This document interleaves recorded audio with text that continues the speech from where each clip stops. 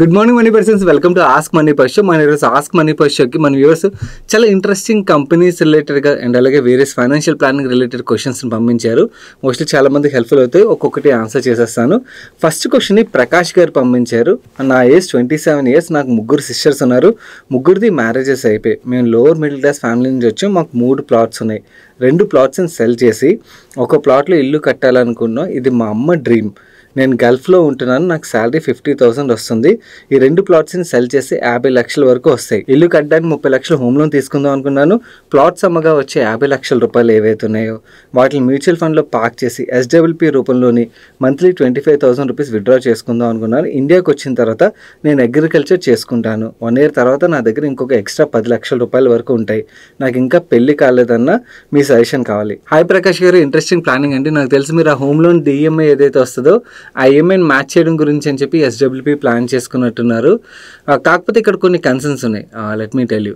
Home loan EMI మీకు approximately 22,000 అయితే అవుతుంది. 9% మధ్యలో మనం ఇంట్రెస్ట్ తీసుకున్నామంటే 22,000 మ్యాచ్ చేయడానికి మీరు 25,000 SWP చేసినట్టయితే కంఫర్టబుల్లీ ఒకవేళ రేపొద్దు ఇంట్రెస్ట్ రేట్లు పెరిగినా ఎలాంటి సిచ్యువేషన్ వచ్చినా కూడా ఆ ఈఎంఐస్ ఏవైతున్నాయో బౌన్స్ అవ్వకుండా SWP నుంచి మీరు ప్లాన్ చేసుకోవడానికి అయితే ఇలా చేస్తున్నారు. కానీ ఇక్కడ ప్రాబ్లం ఏంటంటే మీరు ఈ ప్లాట్స్ ఏవైతే అమ్ముతారో ప్లాట్స్ అమ్మిన తర్వాత మీకు వచ్చే డబ్బులు వైట్ ప్లస్ బ్లాక్ 2 మిక్స్ ఉంటాయి. మీకు వైట్ రాదు.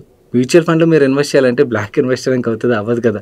మీరు వైటే ఇన్వెస్ట్ చేయాల్సి ఉంటుంది. సో మీరు వైట్ పార్ట్ ఏదైతే ఉన్నదో అది మాత్రం మ్యూచువల్ ఫండ్ ఇన్వెస్ట్ చేసి SWP ప్లాన్ చేయగలరన్నమాట. బ్లాక్ పార్ట్ని చేయలేరు. ఒకవేళ మీరు ఆ బ్లాక్ పార్ట్ని కూడా చూపించేసి ట్యాక్స్ పే చేయాలనుకున్నట్టయితే మీకు 50 లక్షలు రాదు.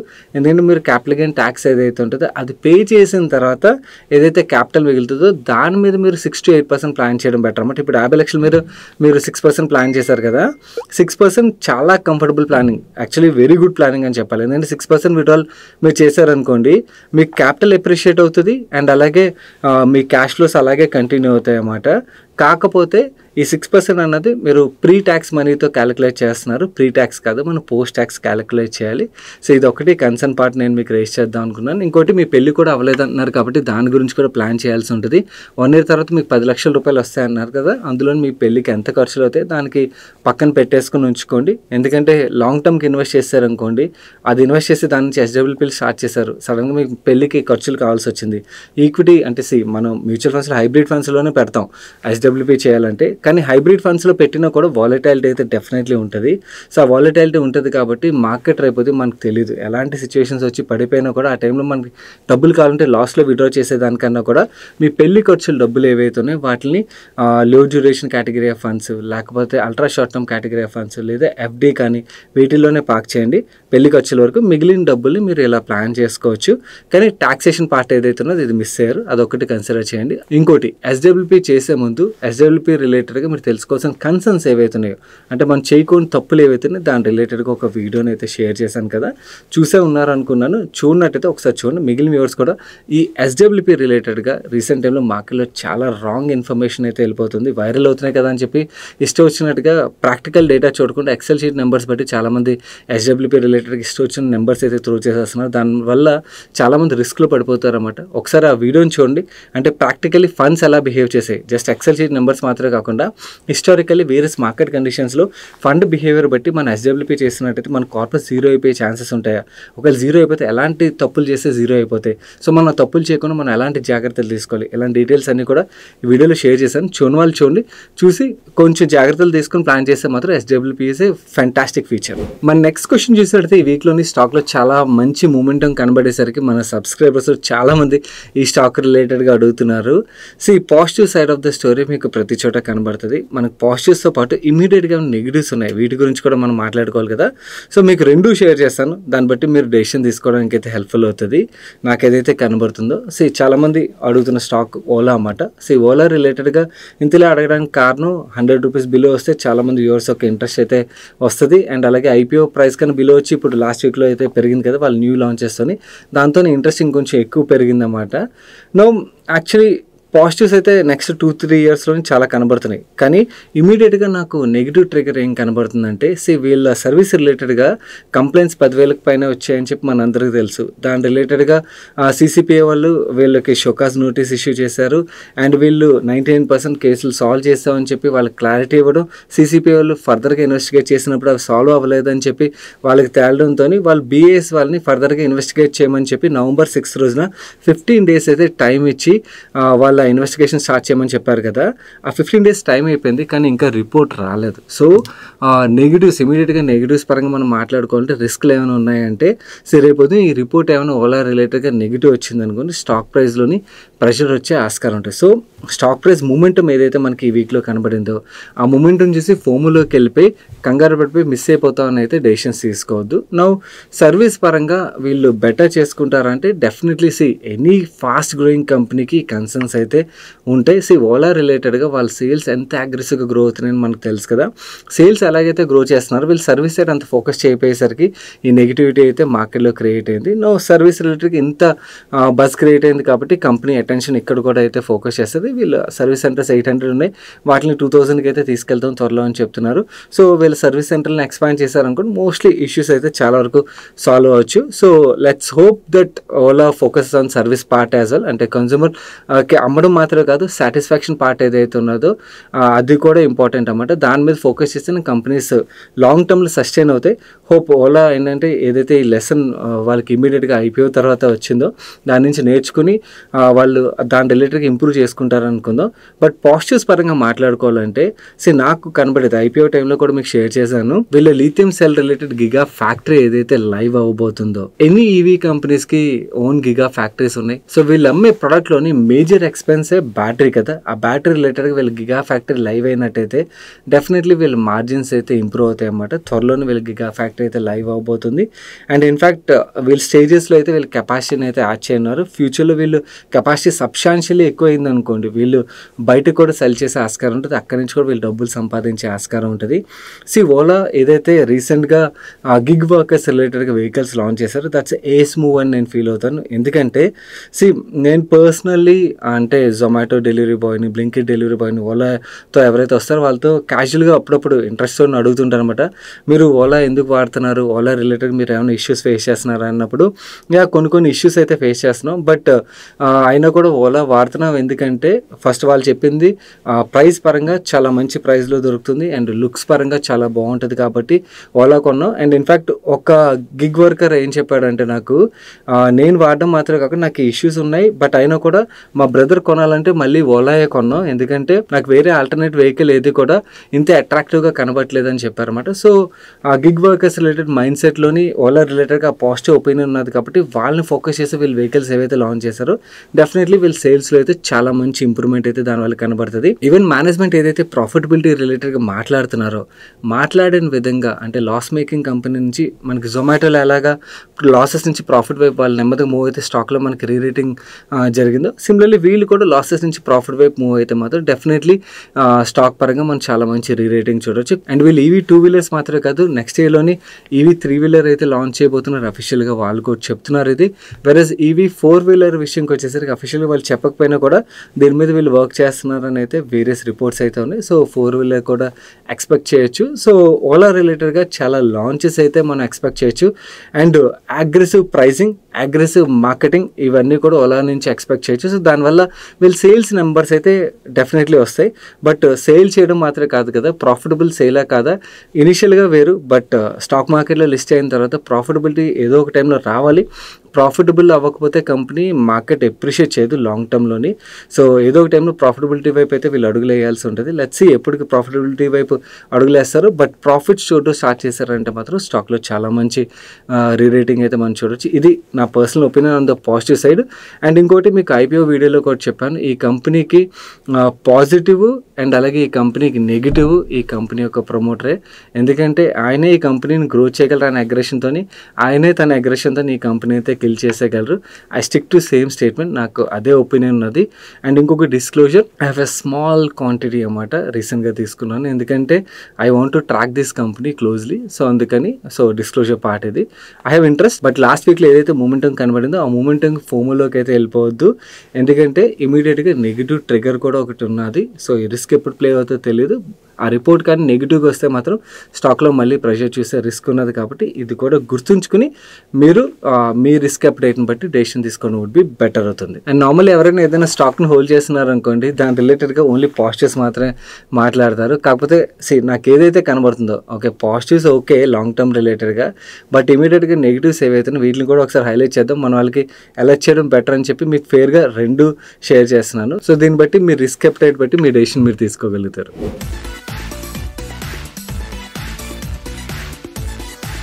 నాకు సండే ఫండే సజెషన్ విషయంకి వచ్చేసరికి, మీరు ఎప్పుడైనా కూడా ఇయర్ పాడ్స్ ఏవైతే ఉంటాయి, ఇయర్ పాడ్స్ని ఓపెన్ చేయడానికి ఎక్కడైనా ఆప్షన్ ఉంటుందా అని చెప్పి చెక్ చేశారా? మీరు చూడండి, ఎక్కడ ఆప్షనే ఉండదు. ఎందుకు ఇలాగా అంటే, ఒకవేళ రిపేర్ వస్తే రిపేర్ చేయడానికే లేకుండా ఎందుకు ప్రోడక్ట్ని తయారు చేస్తారు? అండ్ మనకి వేరియస్ ప్రోడక్ట్స్ మనకు అవసరం లేని కంపెనీస్ మన చేత ఎలా బై చేపిస్తున్నాయి, వీటి రిలేటెడ్గా కంపెనీస్లో సీనియర్ లెవెల్లో వర్క్ చేసి దాని తర్వాత మానేసిన వాళ్ళు ఎవరైతే ఉంటారో పెద్ద పెద్ద కంపెనీల్లోని, వాళ్ళు మార్కెటింగ్ స్ట్రాటజీస్ కంపెనీస్ ఎలా ఫాలో అవుతాయి అన్నది క్లియర్ కట్గా వాళ్ళు షేర్ చేసి ఒక డాక్యుమెంటరీని అయితే నెట్ఫ్లిక్స్లో రిలీజ్ చేశారు, బై నో షాపింగ్ కాన్స్పిరసీ అని చెప్పి. Fantastic documentary. ఓకే, ఫస్ట్లో కొంచెం పార్ట్ మనకు చాలా వరకు తెలిసింది ఉండొచ్చు, బట్ గోయింగ్ హెడ్ ముందుకు వెళ్తాను కొద్దీ ఫోన్స్ వెనకాల స్క్రూస్ తీసేయడం వెనకాల స్ట్రాటజీ, ఇయర్ పాడ్స్ని రిపేర్ చేయలేని విధంగా తయారు చేయడం, అండ్ అలాగే సర్వీస్ మాన్యువల్స్ ఏవైతే ఉన్నాయో, ఇంతకుముందు మన ప్రోడక్ట్తో పాటు సర్వీస్ మాన్యువల్స్ వచ్చాయి, అవన్నీ మాయమైపోవడం, వీటి రిలేటెడ్గా కంపెనీస్ ఎలా ప్లాన్ చేస్తున్నాయి, మన చేత ఎక్కువ ఎలా కొనిపిస్తున్నాయి, ఈ పార్ట్ ఏదైతే ఉన్నది తెలుసుకున్నట్టయితే చాలా వరకు మనం అన్నెసరీ స్పెండింగ్ తగ్గించుకోగలుగుతాం అండ్ సేవింగ్స్ని అయితే పెంచుకోగలుగుతాం. ప్రతి ఒక్కరికి నేను స్ట్రాంగ్గా రికమెండ్ చేస్తాను నెట్ఫ్లిక్స్లో ఈ డాక్యుమెంటరీని అయితే. కొంచెం 1.5 hour డాక్యుమెంటరీ అంతే, టైం స్పెండ్ చేసి తప్పకుండా చూడడానికి అయితే ప్రయత్నించండి. అండ్ ఇది మాత్రమే కాదు, నేను టెడ్ టాక్ డెలివర్ చేసి వచ్చిన తర్వాత మన వాళ్ళు అయితే కంటిన్యూస్గా అడుగుతున్నారు, అన్న టెడ్ ప్లాట్ఫామ్లో ఎప్పుడు రిలీజ్ అవుతుంది ఫుల్ వీడియో అని చెప్పి. ఫైనలీ గ్లోబల్ అప్రూవల్ తర్వాత కపుల్ ఆఫ్ డేస్ బ్యాక్ అయితే వీడియో రిలీజ్ అయిపోయింది గైస్. ఈ వీడియోలో నేను నా ఇనిషియల్ పార్ట్ ఆఫ్ ద కెరియర్లోని, అంటే మన ఓల్డ్ సబ్స్క్రైబర్స్కి ఐడియా ఉంటుంది నేను ఎలాంటి కండిషన్ నుంచి ఎలా వచ్చాయన్నది. నాకు అసలు ఎటువంటి హోప్ లేని సిచ్యువేషన్, ఫైనాన్షియల్ పరంగా కానీ, కెరీర్ పరంగా కానీ, లైఫ్ పరంగా కానీ ఎటువంటి ఐడియా లేదు, హోప్ లేదు, చాలా వర్స్ సిచ్యువేషన్స్ నుంచి అయితే ఈ స్టేజ్కి అయితే వచ్చాను. అండ్ అలాంటి స్టేజ్లో నేను యాక్చువల్ జాబ్ వచ్చిన తర్వాత ఇనీషియల్ పార్ట్ ఆఫ్ ద కెరీర్లో నేను చేసిన తప్పులేంటి, ఆ తప్పుల వల్ల ఎలాంటి సిచ్యువేషన్స్కి వెళ్ళాను, అండ్ అక్కడ నేను సుమా జోషు యాజ్ ఎ ఫ్యామిలీ మేము కలెక్టివ్లీ తీసుకున్న స్టెప్స్ ఏంటి, లేట్గా ఇన్వెస్ట్మెంట్ జర్నీ స్టార్ట్ చేసినా కూడా త్వరగా ఫైనాన్షియల్ ఇండిపెండెన్స్ని ఎలా అచీవ్ చేయగలిగాను, ఇవన్నీ కూడా ఆ వీడియోలో అయితే షేర్ చేశాను. ఒకసారి చూడండి, చూసిన తర్వాత మీ థాట్స్ ఏవైతే ఉన్నాయో తప్పకుండా ఆ వీడియో ఒక కామెంట్ సెక్షన్లో కామెంట్ చేయడం మర్చిపోకండి. అండ్ అలాగే ఇంకొక రిక్వెస్ట్ గైస్, అంటే నా జర్నీ స్టార్ట్ అయినప్పుడు నాకు అసలు ఏం తెలీదు, అంటే ఇలా ట్రావెల్ చేయొచ్చు అని కూడా ఐడియా లేదు. కాకపోతే కొన్ని మా అమ్మ నా చిన్నప్పుడు కొన్ని ఇన్స్పైరింగ్ జర్నీస్ని షేర్ చేస్తూ ఉండేదన్నమాట. లైక్ చెప్పాలంటే మన తెలుగు ఫిల్మ్ ఇండస్ట్రీలో బ్రదర్స్ ఉన్నారు, వాళ్ళ గురించి ఈనాడు బుక్లో ఒకసారి వచ్చినప్పుడు వాళ్ళ జర్నీని, ఇలా వేరియస్ పీపుల్ ఒక జర్నీ, అంటే వాళ్ళు ఏది హోప్ లేని కండిషన్ నుంచి ఎలా గ్రో అయ్యారని చెప్పి మా అమ్మ నాకు ఆ జర్నీలు షేర్ చేస్తూ వచ్చేదన్నమాట. అది నా మైండ్లో ఎక్కడో చోట ఉండిపోయింది. దాంతోనే నాకు యాక్చువల్లీ ఏంటంటే ప్రతిసారి మనం ఎదగచ్చు, పరిగెత్తాలని చెప్పి ఒక ఇన్స్పిరేషన్ అయితే ఉండేది. దానివల్ల నేను కొంచెం మూవ్ అవ్వగలిగాను. సో నా జర్నీ ఏదైతే ఉన్నదో, నాలాంటి కండిషన్ ఉన్న వాళ్ళు ఎవరైనా ఉన్నట్టయితే వాళ్ళకి షేర్ చేస్తే ఎంతో కొంత రే ఆఫ్ హోప్ క్రియేట్ చేస్తుందని మీకు అనిపించినట్టయితే తప్పకుండా వాళ్ళకి షేర్ చేయడానికి ప్రయత్నించండి. ఒక్కళ్ళు ఓకే నేను ఇలా ఎదగలను ఆలోచించి ఎదిగినా కూడా నేను షేర్ చేసింది ఏదైతే ఉందో నా జర్నీ అది వర్త్ అని నాకు అనిపిస్తుంది అన్నమాట. ఈ వీడియో ఒక ఐ బటన్లోని కింద కామెంట్ సెక్షన్లోని అండ్ ఎండ్ కార్డ్లోని ఈ వీడియోని అయితే ఉంచుతాను. తప్పకుండా చూసి మీ వ్యూస్ని అయితే ఆ కామెంట్ సెక్షన్లో షేర్ చేయడం మర్చిపోకండి. మన నెక్స్ట్ క్వశ్చన్ చూసినట్టు వ్యూవర్ తన పేరు మెన్షన్ చేయలేదు. I have been trading in F&O from last 2 years and lost approximately 10 lakh rupees. I don't want to disclose my financial status and I see it's in bad financial condition. I need to close my personal loan of 9 lakh rupees and I also have a home loan. My monthly take home is 86,000 rupees per month and I don't have any savings. I have wife and 8 months old kid. I request you to please guide me in which way I can close my loans as soon as possible. చిట్టి వేసి first మంత్లోనే lift చేసి loan clear చేసేయాలా, లేదంటే 3 years time period వరకు స్టాక్స్లో invest చేసి loan close చేయాలా? Please help me. పేరు చెప్పలేకపోతున్నా. No problem అండి. యాక్చువల్లీ మన తెలుగు రాష్ట్రాల్లోని అన్ఫార్చునేట్లీ ఏంటంటే లాస్ట్ 2-3 సంవత్సరాల్లో చాలా ఫ్యామిలీస్ యొక్క ఫైనాన్షియల్ కండిషన్ తలకిందులైపోయింది ఈ F&O వల్ల. యాక్చువల్లీ తెలుసో తెలియకో చాలామంది ట్రాప్లో అయితే పడిపోయారు. ఈ F&O అంటే వేరే వాళ్ళని చూసి ఎక్కడెక్కడో విని F&O ట్రాప్లో పడిపోయి చాలా డబ్బులు అయితే నష్టపోయారు అన్ఫార్చునేట్లీ. ఓకే, మీ కేసు విషయంకి వచ్చేసరికి ఎలా ప్లాన్ చేస్తే బెటర్ అవుతుందంటే, నన్ను అడిగినట్టయితే ఫస్ట్ చిట్టి వేసి లిఫ్ట్ చేయడం అని మీరు మాట్లాడుతున్నారు కదా, ఆ చిట్టి వేసి లిఫ్ట్ చేస్తే ఎంత ఇంట్రెస్ట్ పడుతుందో క్యాలిక్యులేషన్ పార్ట్ నాకు క్లారిటీ లేదు. ఎందుకంటే ఈ చిట్ అన్నది వేరు కదా, అండ్ మీ పర్సనల్ లోన్కి ఎంత ఇంట్రెస్ట్ పడుతుందో కూడా మీరు రాయలేదు. అది రాసినట్టయితే కొంచెం క్లారిటీ వచ్చేది. సెకండ్ ఆప్షన్, మీరు స్టాక్స్లో ఇన్వెస్ట్ చేసి దాని తర్వాత క్లియర్ చేయాలని చెప్పి ఆలోచిస్తున్నారు కదా. మోస్ట్లీ మీరు బ్యాంక్లో తీసుకున్న పర్సనల్ లోన్ అయితే ఆ డిమినిషింగ్ కాబట్టి మీకు 3-4 years తర్వాత ఏమవుతుందంటే మీకు ఇంట్రెస్ట్ పార్ట్ అనేది చాలా తక్కువ అయిపోద్ది, ప్రిన్సిపల్ పార్ట్ అనేది మేజర్ పార్ట్ ఉంటుంది అన్నమాట. సో అలాంటి టైంలోని క్లోజ్ చేయడం కన్నా కూడా దాన్ని కంటిన్యూ చేయడం బెటర్ అవుతుంది అన్నమాట. నన్ను అడిగితే నా హానెస్ట్ సజెషన్ ఏంటంటే, యాజ్ ఎ బ్రదర్ చెప్తాను, మీరు ఫస్ట్ థింగ్ ఈ స్టాక్స్ ఇవన్నీ పక్కన పెట్టేసి ఒక మంచి మ్యూచువల్ ఫండ్స్ సెలెక్ట్ చేసుకోండి. ఓకే, దాంట్లోని SIP చేసుకోండి. ఓకే, ఈ లోన్స్ ఏవైతే EMIస్ని ఇలాగే కంటిన్యూ చేయడానికి ప్రయత్నించండి. అండ్ ఆ SIP చేసి మీ సేవింగ్స్ పార్ట్ని కూడా బిల్డ్ చేసుకోండి. దానివల్ల ఏమవుతుందంటే మీకు ఓవర్ ఏ పీరియడ్ మీకు కాన్ఫిడెన్స్ పెరుగుతుంది. అండ్ ఆ కాన్ఫిడెన్స్ పెరిగింది అనుకోండి, ఆటోమేటిక్గా స్ట్రెస్ లెవెల్స్ కూడా ఫైనాన్షియలీ ఫ్యామిలీ మీద కూడా చాలా వరకు తగ్గుతాయి అన్నమాట. నార్మల్లీ ఫైనాన్షియలీ స్ట్రెస్ లెవెల్స్ బాగా పెరిగితే ఫ్యామిలీ మీద కూడా ఇంపాక్ట్ అనేది చాలా ఎక్కువ ఉంటుంది. సో మన సేవింగ్స్ పెరిగాయి అనుకోండి, కొంతవరకు ధైర్యం వస్తుంది. నన్ను అడిగితే లోన్ ఇమీడియట్గా పరిగెత్తుకెళ్ళి క్లియర్ చేయడం కన్నా కూడా మీ సేవింగ్ పార్ట్ ఏదైతుందో దాన్ని పెంచడానికి ప్లాన్ చేయండి. మ్యాక్సిమం బడ్జెట్ ప్లానింగ్ చేసి ఎంతవరకు ఖర్చులు తగ్గించగలిగితే అంతవరకు ఖర్చులు తగ్గించడానికి ప్రయత్నించి ఆ పార్ట్ని సేవింగ్కి మూవ్ చేసినట్టయితే బెస్ట్ అవుతుంది. అండ్ మిగిలిన వ్యూవర్స్ కూడా ఈ F&Oలు ఆపేయండి. వేరే ఎక్కడెక్కడో విని వాళ్ళు సంపాదించారు వీళ్ళు సంపాదించారు అని చెప్పి ఇవన్నీ స్టోరీలు విని చాలామంది బలైపోతున్నారు. సెబీ రిపోర్ట్లు కూడా సర్ప్రైజింగ్ థింగ్ ఏంటంటే F&Oలో హైయెస్ట్ లూజర్స్ మన తెలుగు స్టేట్స్ నుంచే ఉన్నారు. ఓకే, యాక్చువల్లీ ఈక్విటీ ఇన్వెస్ట్మెంట్లోనే మనం ఎక్కడో కింద ఉంటాం, బట్ F&O ద్వారా డబ్బులు కోల్పోయిన వాళ్ళలోని హైయెస్ట్లో ఉన్నాం. సో ఇప్పటికైనా అర్థమవుతుంది అనుకున్నాను. కొంచెం జాగ్రత్త పడండి. ఎప్పటి నుంచో చెప్తూ వస్తున్నాను, ఇప్పటికైనా అర్థం చేసుకుని ఈ ఎడిక్షన్ అయితే వదిలేయండి. మన నెక్స్ట్ క్వశ్చన్ సాయి కిరణ్ గారు అడుగుతున్నారు. హలో సాయి గారు, I have invested in burger king, Devyani, Jubilant food works, sapphire foods last year expecting major growth in fast food industry. కానీ కొన్ని క్వార్టర్స్గా ట్రాక్ చేస్తున్నాను, కంటిన్యూస్గా బర్గర్ కింగ్ వాళ్ళు లాసెస్ పోస్ట్ చేస్తున్నారు. I didn't find any growth in this company, so burger king నుంచి exit అయ్యాను. Is my view correct in this sector for long term? Can I continue my investments in Devyani, sapphire, Jubilant food works, are can I shift my investments to other sector like water theme, solar, banking etcetera? Hi Sai Kiran గారు, definitely మన investigation sector ఏదైతే ఉన్నదో అది play చేయలేదు and other sectors పెరిగిపోతున్నాయి అనుకోండి, మనకి ఇలాంటి ఫీలింగ్ అయితే ఆటోమేటిక్గా వస్తుంది. కాకపోతే నా పర్సనల్ వ్యూ ప్రకారం QSR థీమ్ ఏదైతే ఉన్నదో it's a long term portfolio theme అన్నది నా వ్యూ అండి. మిగిలిన అదర్ థీమ్స్ ఏంటంటే సైక్లికల్ థీమ్స్ అన్నమాట. అవి ఒక సైకిల్లో బాగా పర్ఫామ్ చేస్తాయి, ఒక సైకిల్లో రివర్స్ అవుతుంటాయి. మనకి entry exits are very very important. వేరే QSR విషయంకి వచ్చరికి or any consumption related companies విషయంకి వచ్చరికి they are long term portfolio stocks అన్నమాట. కాకపోతే ప్రజెంట్ QSR రిలేటెడ్గా వాళ్ళు ఫేస్ చేసిన ఛాలెంజ్ ఏంటంటే సేమ్ స్టోర్ సేల్స్ గ్రోత్ ఏదైతే ఉంటుందో అది చాలా లోవర్ డిజిట్ నెంబర్లో వస్తుంది. ఎప్పుడైనా కూడా QSR companies same store sales growth numbers lower ఉన్నప్పుడు మనకు స్టాక్ ప్రైస్లో పెద్దగా పర్ఫార్మెన్స్ కనబడదు. కానీ ఇది లాంగ్ టర్మ్ ఇష్యూ లేదా టెంపరీ ఇష్యూ అని నన్ను అడిగినట్టయితే నాకైతే క్లియర్లీ ఇది టెంపరీ ఇష్యూగానే కనబడుతుంది. లాంగ్ టర్మ్లో these businesses are growing to grow really well. Even shareholders కూడా చాలా మంచి రిటర్న్స్ అయితే డెలివర్ చేస్తాయి. సో QSRలోని మంచి ఫ్రాంచైజీ ఏదైతే ఉన్నదో మనకి అన్ని ఫ్రాంచైజీస్ పెద్దగా గ్రో అవ్వమాట. మనం మాల్స్కి అది వెళ్తాం చూస్తాం, అందరి దగ్గర క్రౌడ్ ఎక్కువగా ఉంటారు. మీరు KFC చూసారంటే అక్కడ క్రౌడ్ చాలా ఎక్కువ ఉంటుంది. వేరేస్ అదే KFC వాళ్ళది పిజ్జా హట్ ఏదైతే ఉన్నది M1 గ్రూప్ బ్రాండ్ ఇది, పిజ్జా హట్లో మనకి అంత పెద్ద క్రౌడ్ కనబడరు. సో మనం ఎక్కడ ఇన్వెస్ట్ చేస్తున్నాం అంటే ఇప్పుడు బర్గర్ కింగ్ ఉన్నది, బర్గర్ కింగ్ కన్నా కూడా చాలా వరకు మెక్డొనాల్డ్స్లో కొంచెం క్రౌడ్ ఎక్కువగా కనబడుతుంది మన వైపు. అండ్ ఇది షార్ట్ టర్మ్ ఇష్యూ లేదా లాంగ్ టర్మ్ ఇష్యూ అని అడిగినట్టయితే నాకైతే టెంపరీ ఇష్యూగానే కనబడుతుంది. లాంగ్ టర్మ్లోని ఈ QSR కంపెనీస్ ఏవైతే ఉన్నాయో మంచి బ్రాండ్స్ ఏవైతే ఉంటాయి they are growing to grow really well అన్నమాట. మనకి చూడొచ్చు మన మాల్స్కి అది వెళ్ళినప్పుడు క్లియర్లీ కనబడుతుంది KFC దగ్గర క్రౌడ్ ఎలా ఉంటారు అన్నది. కాకపోతే బ్రాండ్ కూడా మ్యాటర్స్ అన్నమాట. అన్ని QSR కంపెనీస్ గ్రో అవ్వాలని లేదు. మనం సేమ్ అదే వాళ్ళది పిజ్జా హట్ బ్రాండ్లో పెద్దగా క్రౌడ్ మనకు కనబడరు. వెరస్ డామినోస్ దగ్గర పిజ్జా హట్ కన్నా కూడా బెటర్ క్రౌడ్ కనబడుతుంది. ఈవెన్ బర్గర్స్ విషయంకి వచ్చేసరికి బర్గర్ కింగ్ కన్నా కూడా నేను చూసిన చోట్ల మెక్డానల్డ్స్కి క్రౌడ్ ఎక్కువ కనబడుతుంది. బట్ బర్గర్ కింగ్ IPO వచ్చినప్పుడు చాలామంది వ్యూవర్స్ బర్గర్ కింగ్ రిలేటెడ్గా కూడా వాళ్ళు పాజిటివ్ వ్యూని అయితే షేర్ చేశారు. ఎవరికి వాళ్ళ చాయిస్ ఉంటుంది. నాకైతే personally I feel burger king and McDonald's విషయంలో మెక్డానల్డ్స్ నాకు ఎప్పుడు కూడా క్రౌడ్ అయితే ఎక్కువ కనబడటం అయితే నేను చూశాను. ఆర్ యాక్చువల్లీ బర్గర్ స్పేస్లోని మిగిలిన లోకల్ ప్లేయర్స్ కూడా చాలామంది వచ్చారన్నమాట. వాళ్ళు కూడా బాగానే గ్రో అవుతున్నారు. ఓవరాల్గా ఈ స్పేస్ అయితే చాలా బాగా గ్రో అవుతుందండి, అందులో డౌటే లేదు.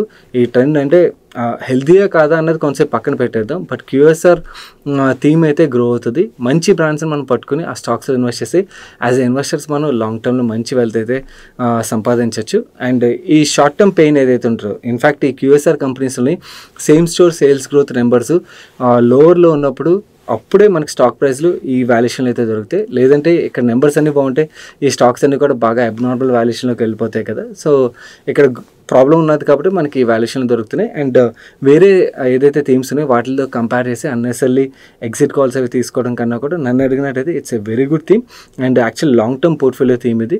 సో కంగారు పడకండి అండ్ కంఫర్టబుల్లీ లాంగ్ టర్మ్కి ఉండొచ్చు అన్నది నా వ్యూ. అండ్ ఈ థీమ్ చూడండి ఇన్వెస్టర్స్ ఎవరైతే ఉంటారో మీరు కూడా ఇలాంటి టైంలోనే యాక్చువల్లీ ఈ థీమ్స్ మనం స్టడీ చేయడం అనేది ఇంపార్టెంట్ అనమాట. స్టడీ చేయడానికి అయితే ప్రయత్నించండి.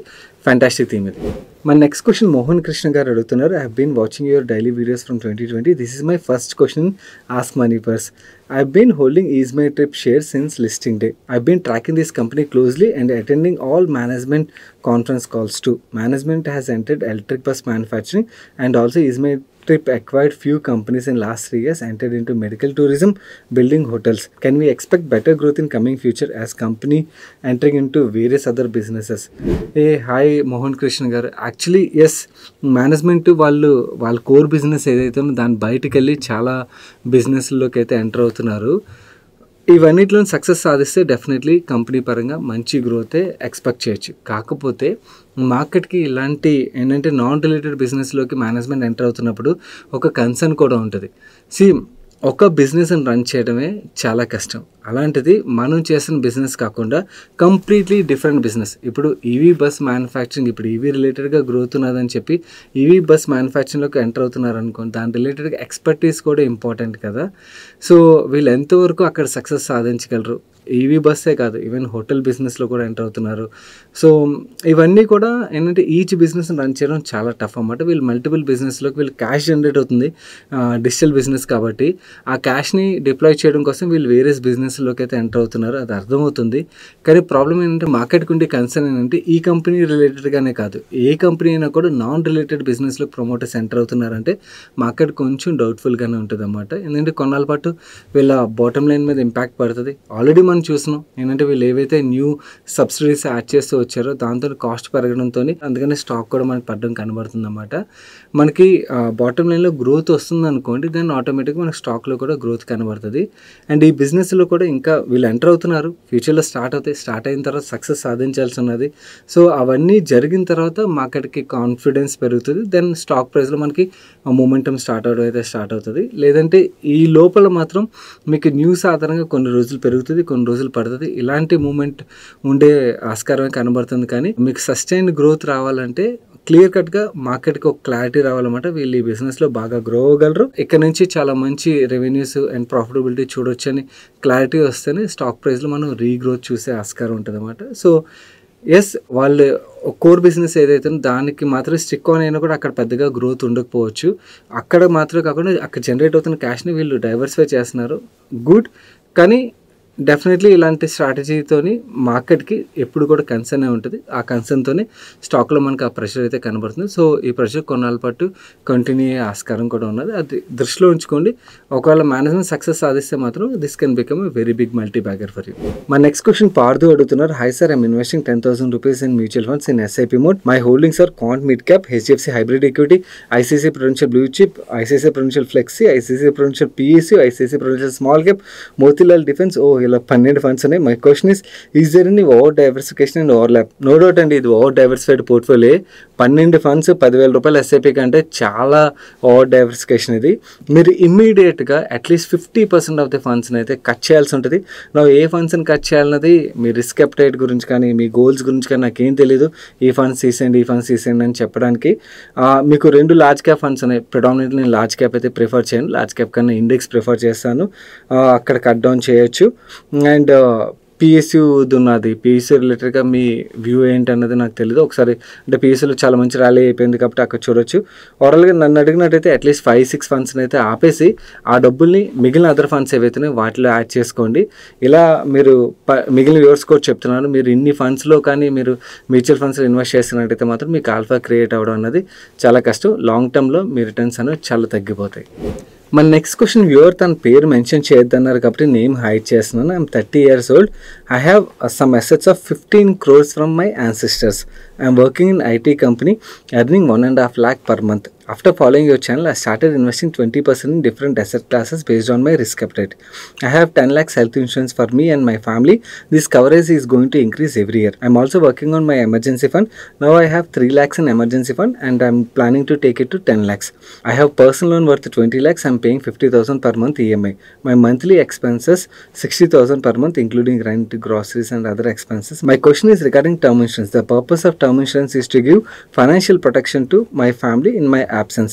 As I already have assets from my ancestors, those assets can save my family. Do I still need to take term insurance? No, not required అండి.